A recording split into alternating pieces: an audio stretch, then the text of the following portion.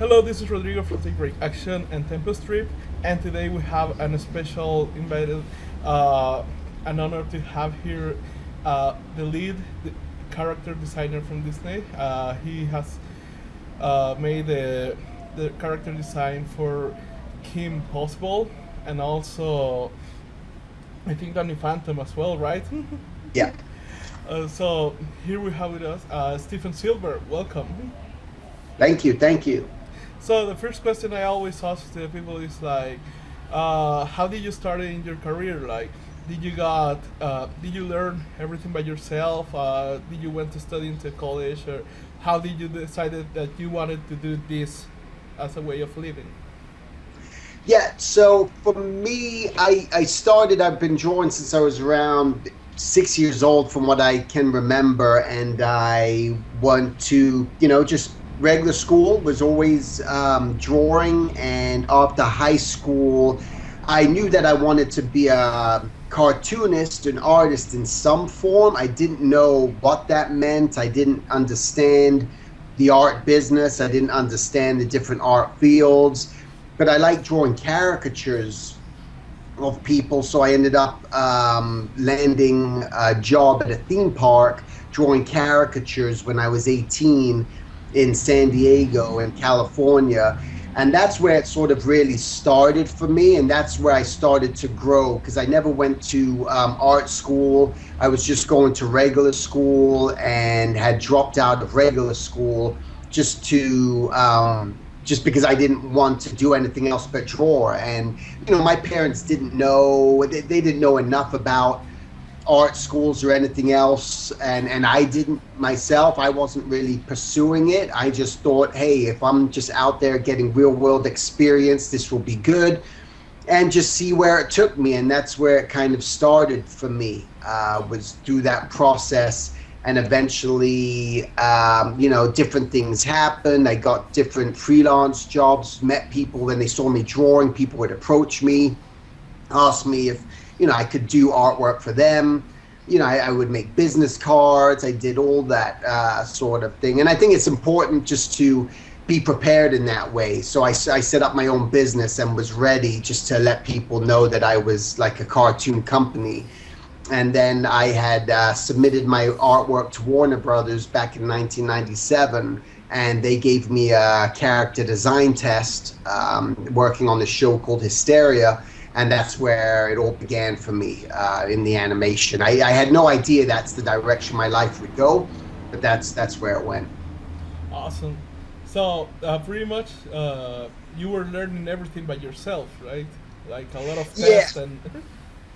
Yeah, I was just drawing again all the time. I was taking life drawing classes when I was about 18. When I was probably I was older than that. I must have been about 21, 22 when I started taking life drawing classes and started to realize how important that was, just learning the foundation a little bit more and the fundamentals, and that was really helped. And then through that, just a lot of uninstructed life drawing, a lot of drawing from photos, a lot of drawing in my sketchbook, observing people all the time. And through adding those elements, those ingredients, those are the things that really help project me into becoming a better observer and understanding. And that's how eventually it just evolved. So it's just been, just thousands and thousands of hours of drawing, really, which helped guide me.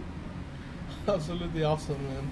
Like I see like a lot of people who think that if they do not have like a college education, that will stop them from doing anything that they want. But at the same time, I've been luckily enough to meet enough amount of people who don't have that college education and still do amazing things.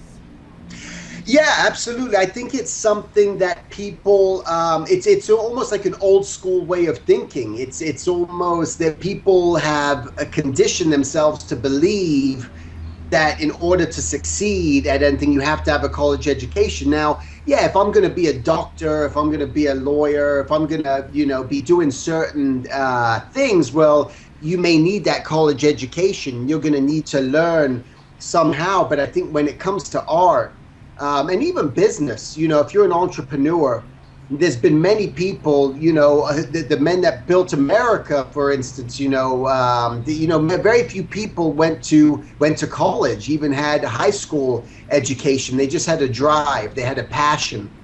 And I think the drive and the passion and the determination is the thing that's always going to carry you through if you have that. Some people need college. Some people need to be told what to do. They need to be given the assignments. They need to be told when to show up, when to go home, and they're not self-starting. They're not self-motivating. So I think it requires a certain type of mindset in order just to say, hey, I don't need college, and you can achieve it. But in the art world, all that matters is your skill level. That's what it comes down to. That's what you're going to be hired on. So if you can find the right teachers, it's a great thing. If you could do that, you don't have to go to a 4-year college doing a bunch of everything. And that's why what's happening, we're seeing just a lot of schools today where you can, it's almost like you can find your teacher. It's like what I do through Schoolism. If you say, hey, I want to do character design, you can pick your teacher and say, hey, I want to learn from Steven Silver because he's doing it, and I'll just want to hone in and focus and get good doing that. Why spend 4 years in school having to do all the academic work, having to go to all these different classes and just being, unfulfilled, or just not even being able to focus on any one thing. And I think that's the danger of some of the art schools. You're doing too many things and you can't concentrate on any one thing, and then you get confused as to what it is you even want to do. Yeah, I went to a graphic design school here, college, when I graduated from school. And the thing that I saw, I was lucky enough to have teachers who were good, but at the same time, I had the bad luck to see the school descend into chaos, because there were many teachers who were getting in who did not have any experience at all. They pretty much went to try to find a job, they didn't got one, and because of that they started teaching. And it was horrible to witness that, because the good ones started to leave the university because they weren't tolerating these guys who were kind of angry that they didn't got it. But at the same time, the quality of the things that they taught, it was really bad. And then years later, this happened back in 2003 or something like that. Yeah. Years later, there were a lot of guys who I met there who dropped out of school, and now they are the biggest ones in this country, doing amazing things, doing 3D animation, doing cartoon, living about it. Yeah. And those are the guys who are dropped out. Yeah, right. They don't have the titles, and they are the ones who are dominating all this. And it's again, what you say, before, I don't know, 10 years ago, we didn't have that other hand, the capacity of learn of somebody. But then, for example, I see what a Schoolism is doing now in Kickstarter, giving older classes at $10 a month, right? When that college was about, I don't know, $100 a month, right? With teachers who were not that good. And I started posting it in Facebook, guys, everybody who is creative, everybody who is serious into illustration, if you don't have the money because you're paying university, leave the university, go here, learn from these guys, because obviously you're going to learn so much more from somebody who is doing it at a worldwide level than absolutely from somebody here who hasn't worked anything at all. Right, absolutely. And then it's up to you. Then it's up to you to know what it is that you sort of want to do, and just start catering your portfolio. The thing that's important now for artists just to keep in mind is that it's not about just getting the studio jobs. You have to really create your own intellectual properties. You have to create your own content. And this is, going to start, you're going to start seeing this as more and more the new model. We see it at all these conventions that are happening all over the world, where people are creating their own comics, their own children's books, their own plushes, their own whatever they're doing.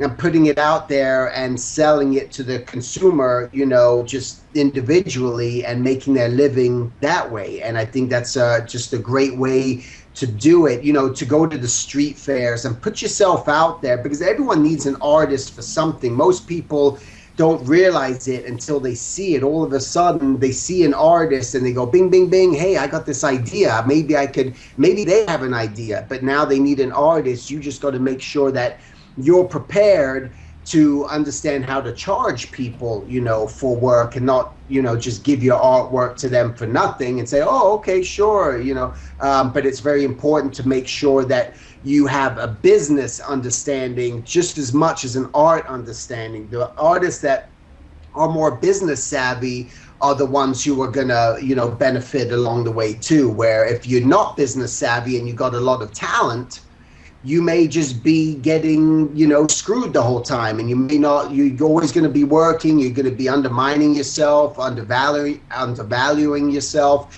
and you'll never really make it as an artist professionally because you don't understand the business side. And I think that's just as important for artists to learn the business of just learn business. If anything, I think is important.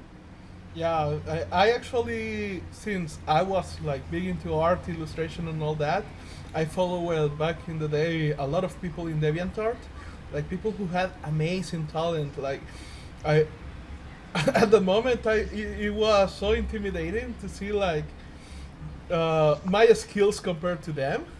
But then after the years pass, you see like these amazing artists dropping out from doing what they were doing because they had jobs at accounting and things like that, because they were never able to sell their art or even make a business model, which I think today, I'm not saying it's easy, but it's way easier than 10 years ago, than 20 years ago. Like, there are a lot of people doing even thousands of dollars by putting a website and creating comics on their own, and then having people buying their art in mugs, in shirts, in posters. Right.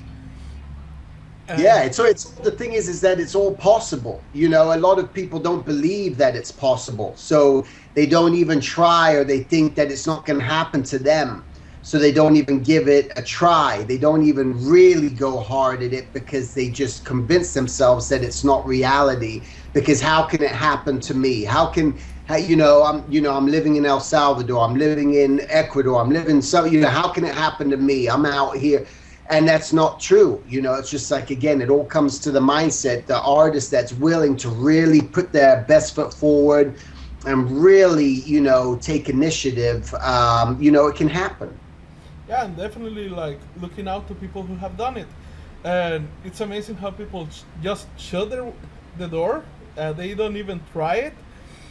And let's say I do a lot of interviews. I have interviewed a lot of amazing people, and then people come to me, and the first thing that they ask is like, how did you get this, guys? I just sent an email. I asked. Absolutely. But they are not even asking, so. Right. All you ever have to do is ask, and that's the one thing that a lot of people don't think about. They don't think about how easy it is. So if you ever have something you want to do, all you have to do is ask. The worst thing that's ever going to happen is someone's going to say no. And that's it. I could have said no today. I'm too busy. I'm not going to do this interview, but and that would have been it, right?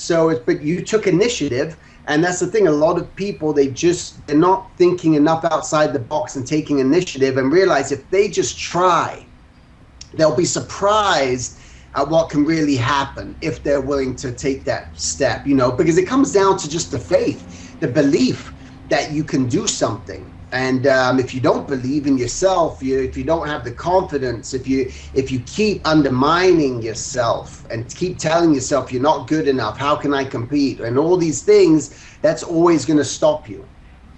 Definitely.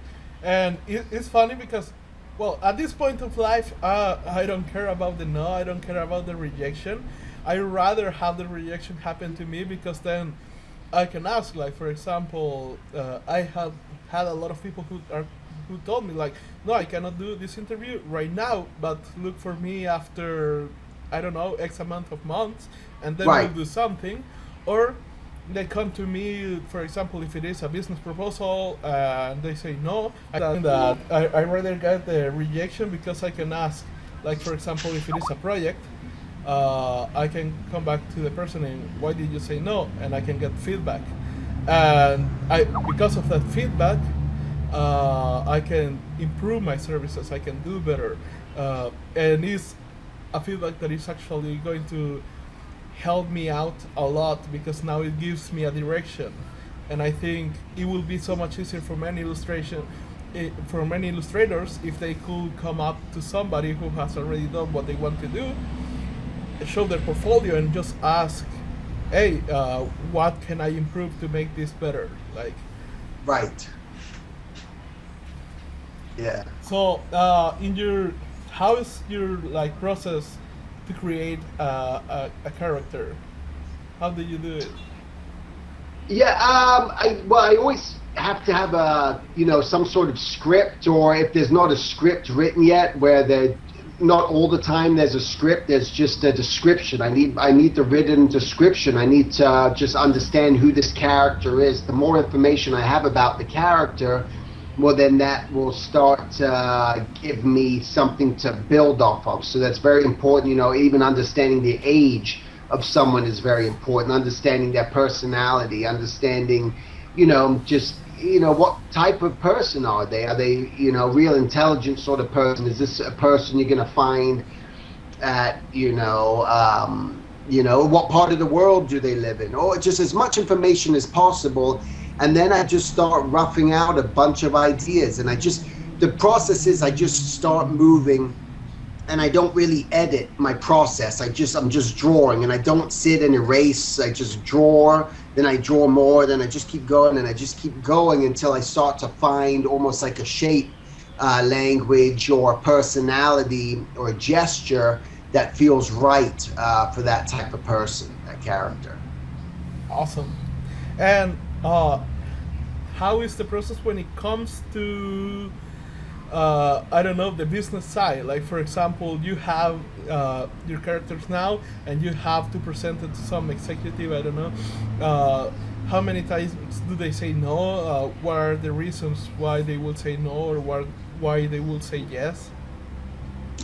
Yeah, I'll present, quite a few different variations if I'm developing a character, and that's the whole process. That I submit it to them, they'll look at them for review and let me know if it's heading in the right direction. So maybe they have an idea in their head. Maybe they think the character should be taller. Maybe they think the character should be shorter. Maybe they have some sort of vision, and that's why I keep my drawings pretty loose. And I don't overdo it or spend a lot of time tightening it up and coloring it, because I know people change things very quickly and very easily, and that's very important. And that's just part of the process. And then if they like what they see, well, then they'll say maybe, hey, and I like to put numbers on all my different ideas. Maybe I submit about 8 different designs, 1 through 8, and they'll say, hey, we like the outfit on number 8, but we like the hairstyle on number 3, and we like the body shape on number 2. And so now I start to morph them together, put them together, then submit it to the client again, where they go, hey, yeah, this is getting in the right direction, we're happy with this. And if they like that, then I'll go to do a cleanup and then a color, if that's what they're wanting. Awesome. Yeah. And how do you go into the series? Like, how is the process as a team? Completely. The process in the series? About making a series from ground zero, let's say. Right. Yeah, pretty much you're going to get if you're hired by the studio, you're going to, at that point, there's usually a script, and then you're going to start developing the main lineup, the main characters. Once you've established the look of the main characters, depending on how many there are, maybe there's, 5 of them or something. And now once I know what they are, now I can build the rest of the world, design the rest of the world in regards to the other characters, because I know the style, I know the shape language. And from there, you're going to get a script, and through the script, you're going to get a breakdown where they have just different people who are working on the production managers, production coordinators, and they'll give you a script breakdown of all the characters that need to be designed for a specific show that might be coming up. So there's people at the bus stop, there's people, there's new villains, there's new characters that need to be designed. Maybe there's costume changes, maybe the characters are in snow gear, maybe the characters are in hiking gear. So you have to draw the characters in different uniforms and outfits if they need to be designed. And then once you've done maybe some of the main characters, that goes to the storyboard artist. The storyboard artist will do their job. And then I'm going to get, at the end, when the storyboard artists are finished, I may get the storyboard panels where I have to do now special poses. Maybe the storyboard artist drew a character screaming or running in a way that we haven't seen the character do that before. So now I have to design the character, put them on model, and make it ready so that it can be then, sent overseas to be animated. So that's the process. And you may have anywhere from 10 characters to 100 characters you need to design per show. And every show can range. Some shows are 4 weeks long, some shows you got 6 weeks, some shows you got 3 weeks. It just depends. Every production is going to be different. Awesome. I do have a lot of respect for this industry because I perceive it as one of the hardest to focus on. Pretty much because it doesn't only require the talent, but it also requires a lot of technical knowledge, like how to sell yourself, like you say, both the business knowledge and the talent must go hand in hand, and they are equally important.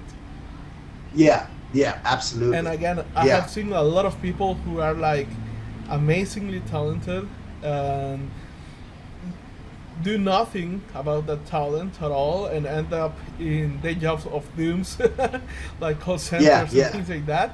And on the other hand, I have seen people who maybe have less talent than others, who have done amazing things. For example, Matthew Inman from the oatmeal.com. If you see his drawings, they are an incredible simple. Like I know so many people who can do so much better than him when it comes to the drawings. But he's the guy who just made like $8 million in 30 days on a Kickstarter for a game of cars.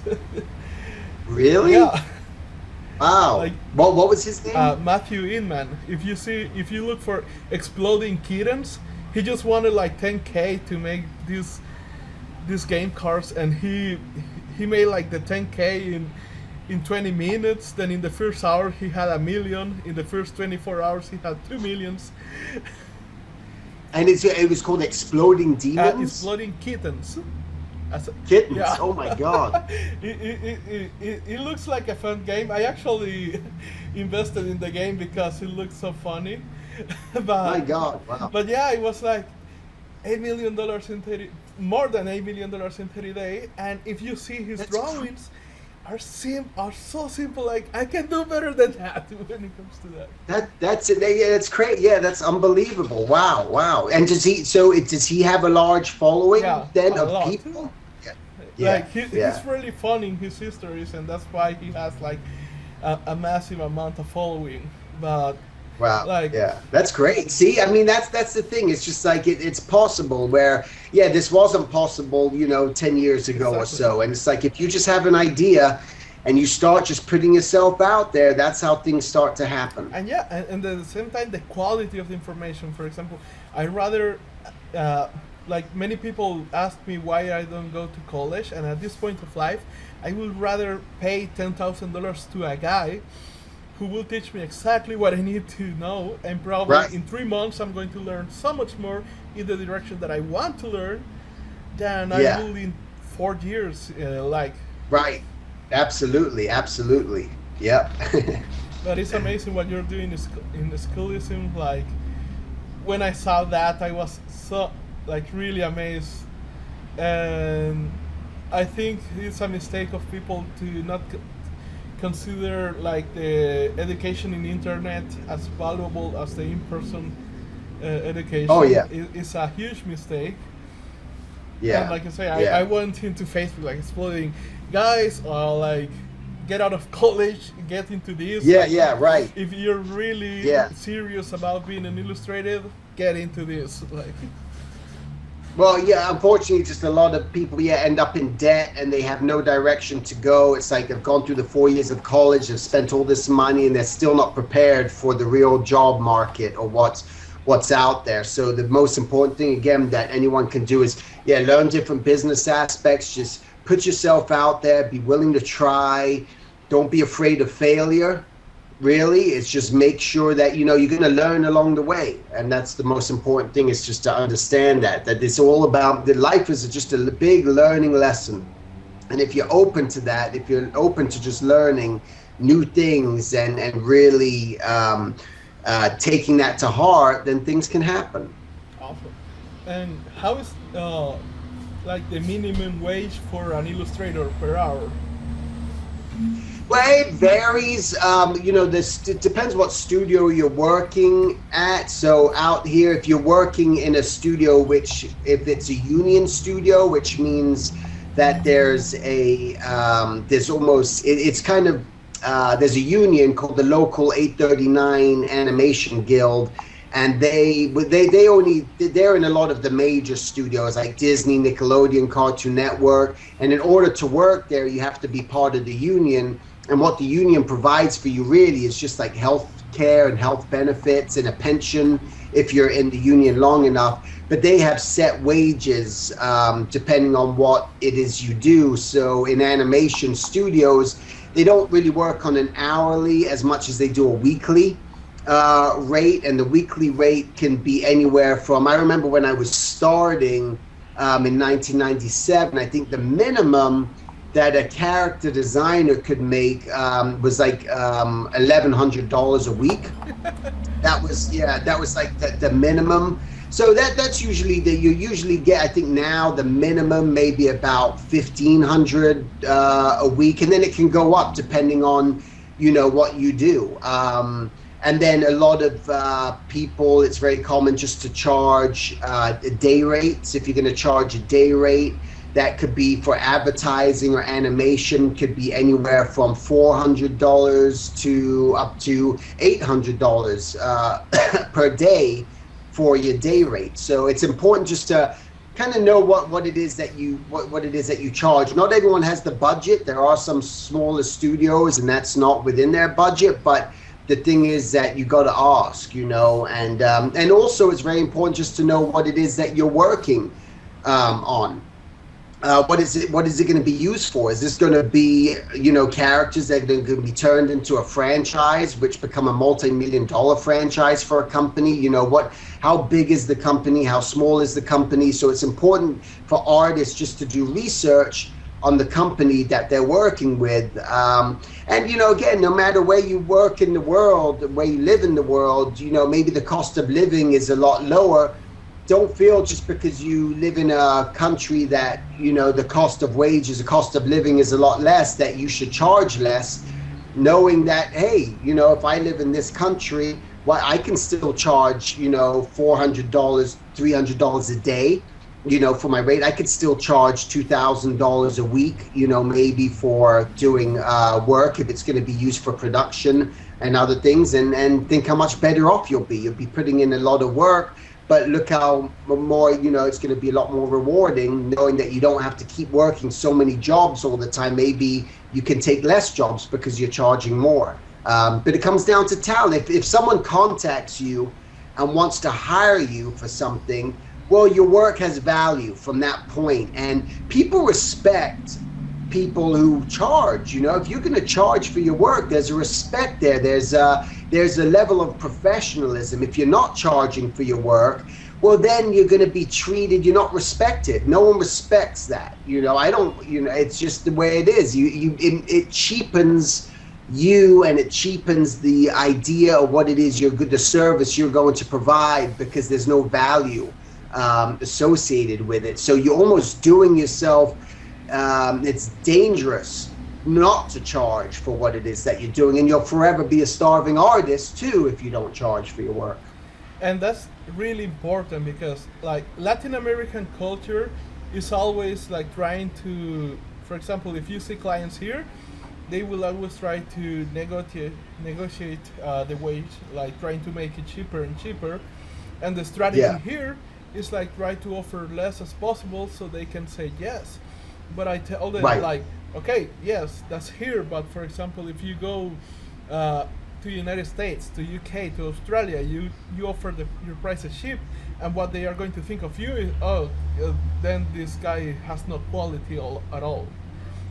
Yeah, yeah. I have a relative who's a painter, and you know his paintings aren't. He just paints. You know, it's fine art. It's just stripes. It's just paint splashed on canvas, and he was doing it for fun. He's an interior decorator, and he was charging people who liked his work. He had friends that liked his work. Say, God, this is a nice piece. You know, it's just like stripes on canvas.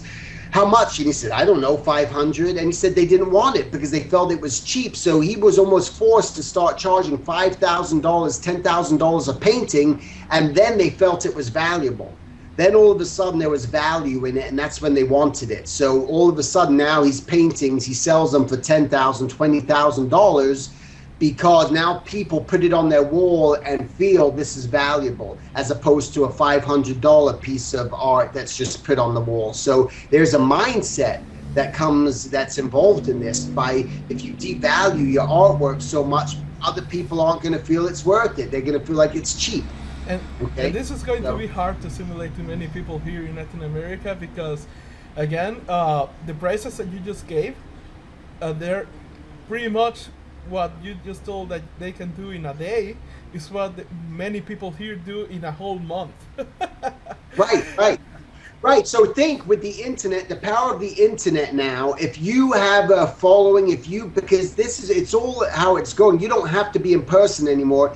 If you have a good website and you're showcasing great work and you have talent and you have skill, you could live where you're living and charge what you charge and do one piece of artwork and charge $1,000 or $500 and make a whole living wage for a month, because based on your skill, it doesn't have to be, no one has to know, or, you know, reality, no one knows in America what a living wage is where you're from.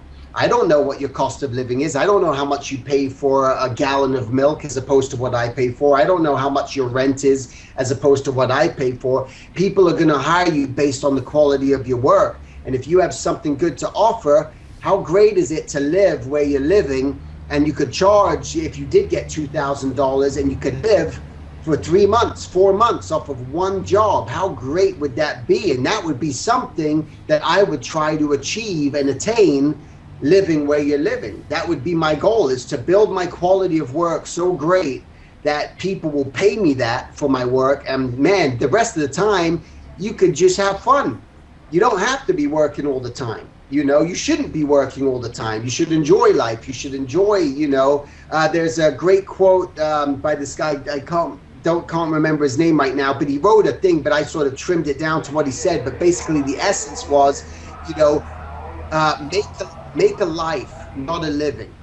So many people are focused on making a living, and it's just important. Just make a life is so much greater than that, you know. Not only that, especially in these jobs that are creative, there was this guy, Patrick Osborne. He's working in this as well. He came here to give a speak in a speaking event, and pretty much he started talking about all his trips and all that, and how out of all his trips, he invented this animation called Feast about a dog eating a lot. But then he said, you cannot be creative locked up in a room with a computer. Right. You have to experience life. You have to be out there. You have to be living amazing adventures so you can have amazing ideas. Absolutely. You got to form your own ideas. You got to see these things. You got to see the different, you got to look at things out there. You can't be stuck at home just looking at other people's artwork all day long, looking at their ideas and their approaches. You got to form your own ideas and get your own experiences and bring that into your own artwork.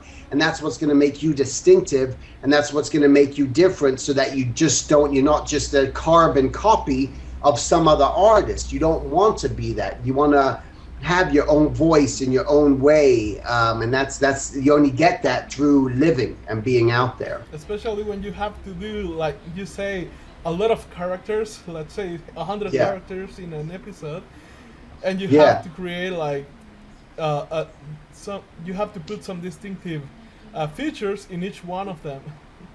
yeah, yeah, yeah, absolutely. Amazing. So, what would you be recommending to the people who are starting out in the career of illustration and they are serious about it? What they should be focused on that most of people are not focusing on? Um, a lot of it, in all honesty, is drawing.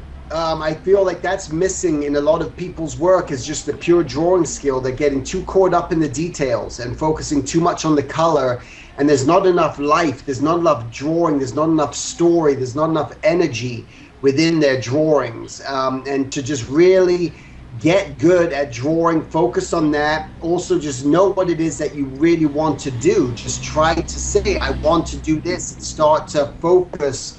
Have more of a focus if you want to do children's book illustration, if you want to do game illustration or concept design or character design, whatever it may be, find that focus and start working on that. And just even if you want to say, if you want to be a children's book illustrator or illustrate your own books, don't wait to submit it to a publisher and get it published or something. Create your own children's book now. Take initiative and do it now. Make your own stories, make your own book, and put it all together as an illustrator in a piece. If you want to do book covers, make fake book covers. Just make illustrations that showcase, put a title on it. Just make it something that people can really get an idea of what it is that you do.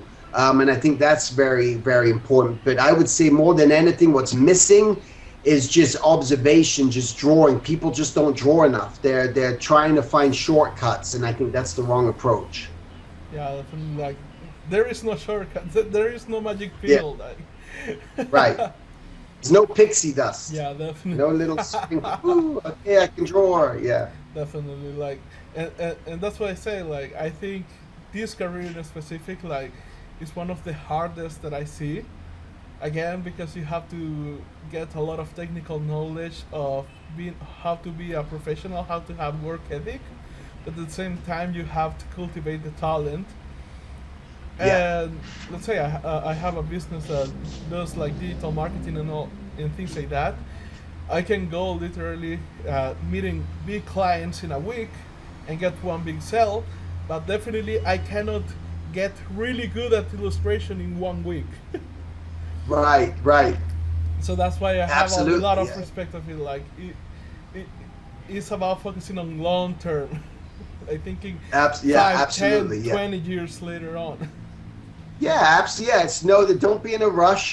Just take your time. One thing at a time, and just keep learning, keep improving. If you feel that you struggle drawing hands, get better at drawing hands. If you feel like you struggle drawing people's faces, keep drawing faces or bodies, and just keep working on the things that you find you have a weakness towards. Is very important. Awesome. So, what would be a message that you will give to all the people that are going to be listening here? All the illustrators that want to commit into this and they still have no idea how to start making a living out of this. Yeah, well, one thing I did want to share, and what might be helpful too, beyond this interview, on my website, which is silvertoons.com, I just redid it, and I have a YouTube channel, which is just YouTube /Silvertoons, and I have a lot of talks on there. I do weekly talks to help artists understand, so that way, because I can't cover everything here, just to help people if they want to listen to those, where I give a lot of guidance on things that you should do, how to put together a portfolio, how to put together an effective, portfolio, just whatever it may be, the business side of art, I discuss a lot through there. But I would say, just in short, is just you have to, just don't be afraid to fail. Just don't be afraid to take risks. Just make sure that you really just put yourself out there as much as possible. Just know what it is that you want to do. If you want to draw characters, make sure that you're drawing people. Make sure that you're drawing animals.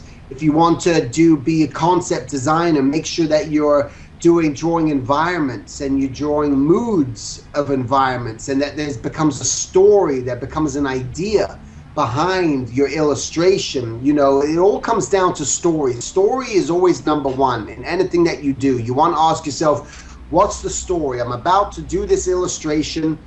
What's the story? What am I trying to say? When someone looks at it, I want them to know right away at that moment what's going on. If they don't know what's going on within that character, within that story, the minute they look at it, well, then it's unsuccessful.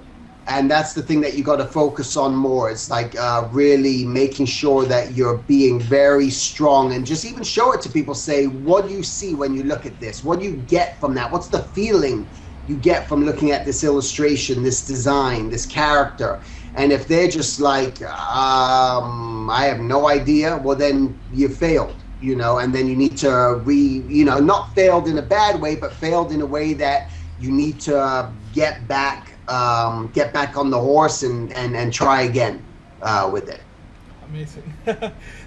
It is amazing what you do. I truly appreciate that you have a YouTube channel and that you are dedicating time to teach all the people in the world, because now it's possible, I think, more than ever, to connect with great opportunities, with great people, to start like, I even created a group of entrepreneurs from people all over the world, and again, a couple of years ago that was impossible, and now it's possible. So yeah, absolutely. And that's the beauty of the internet, you know, just to be able to do this and share knowledge and reach a large audience, and which is really, you know, fantastic. You know, you don't have to be there, you know, in person necessarily. You could do it just like this, like what we're doing right now. Absolutely. And to close this, I always ask for people, like, one action that you can give to all the people that are listening, that they can start making right now,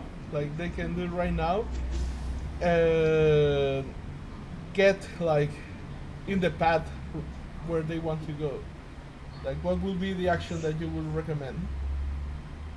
Again, it comes down to just make sure you have a sketchbook and just start drawing, you know, and observe people, and find and start writing down what it is that you want to do. What is it that you desire? Just know what that is. A lot of people, when I ask what do you want to do, they say, I don't know. So that's first and foremost. You have to have a target. So make sure you start to just list down and write your target, and then start aiming towards that target, and that's what's gonna get you there along the road. You know, with that, I did a little picture of you while we were sitting here. Awesome. That's great. Yeah. So, but that's it. You know. So just draw all the time. Know what it is that you want to do. Don't be afraid to fail, and have fun with this. Awesome. Thanks a lot for your time, Stephen. Yeah, you bet. And for all the people who are listening, start taking action. Let's make this happen.